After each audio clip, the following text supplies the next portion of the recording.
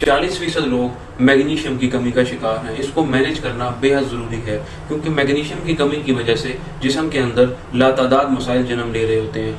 दिल के अंदर सोजिश का बढ़ जाना, हार्ट बीट का डिस्टर्ब हो जाना, जिनको एरिथमियाज कहा जाता है, वो भी इसकी कमी की वजह से हो रहा होता है। होता कुछ यूँ है कि जब जिस्म के अंदर मैग्नीशियम की कमी वाक़ई होती है तो दिल के अंदर जो हार्ट बीट है इसको कंट्रोल करने के लिए एक पेस मेकर होता है। वैसे तो वो न्यूरोलॉजिकली कंट्रोल हो रहा होता है, लेकिन वहाँ पे इलेक्ट्रोलाइट्स का रोल भी देखा गया है। जैसे ही मैग्नीशियम की कमी वाक़ई होगी तो मैग्नीशियम को रिप्लेस करने के लिए कैल्शियम सेल्स के अंदर दाखिल होता है।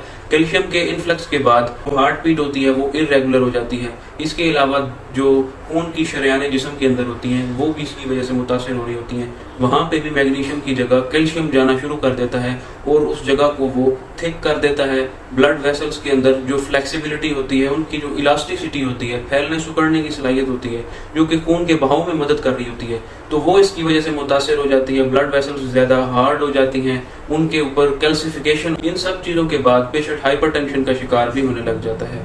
माइग्रेन की डिफरेंट टाइप्स में से एक हेडेक है।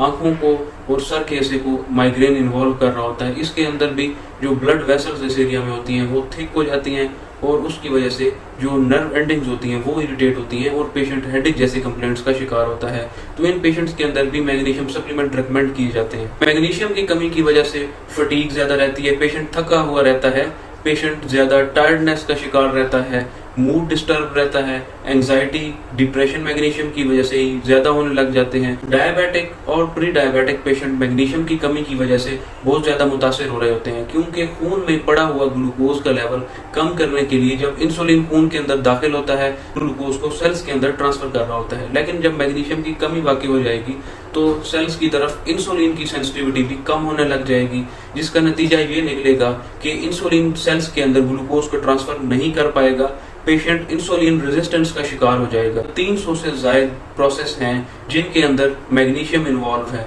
माइटोकॉन्ड्रियल लेवल पे जाके एक्ट कर रहा होता है, एनर्जी प्रोडक्शन में इसका रोल होता है।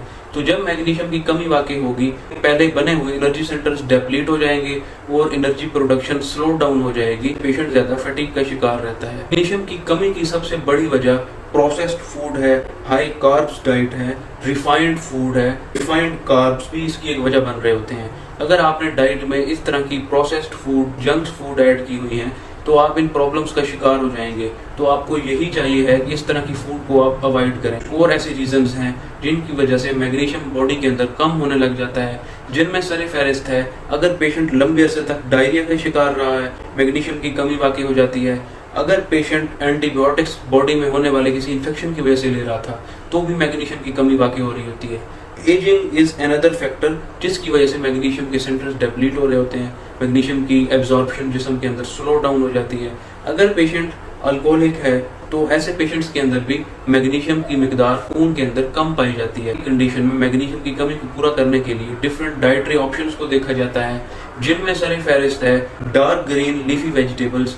इस तरह की वेजिटेबल्स को अगर आप ज़्यादा कंज्यूम करने लग जाएंगे तो आपकी बॉडी के अंदर होने वाली मैग्नीशियम की कमी अब पूरी होने लगेगी। Spinach, broccoli, avocado, salad leaves, वो ऐसे ऑप्शन हैं जिनकी वजह से आपकी जिस्म के अंदर हो जाने वाली मैग्नीशियम की कमी पूरी हो जाएगी। और डेली रिक्वायरमेंट जो कि 300 से लेकर 750 mg तक है, तो वो आपकी एक सैलड बाउल से भी कंप्लीट हो जाएगी। नेक्स्ट नंबर पे जितने भी फैक्टर्स थे जो कि मैग्नीशियम की कमी वाक़ई कर रहे थे, तो इस तरह के क्रिटिकल पेशेंट्स के अंदर मैग्नीशियम सप्लीमेंट्स भी प्रेफर किए जाते हैं, जिनमें सर फहरिस्त है magnesium glycine, magnesium aspartate, magnesium gluconate. ये वो सप्लीमेंट हैं जल्द ही मैग्नीशियम की कमी को पूरा करते हैं और पेशेंट इस तरह के प्रॉब्लम से रिकवर होने लग जाता है। इंसुलिन रेजिस्टेंस रिजॉल्व हो जाती है, पेशेंट का मूड स्टेबलाइज होने लग जाता है।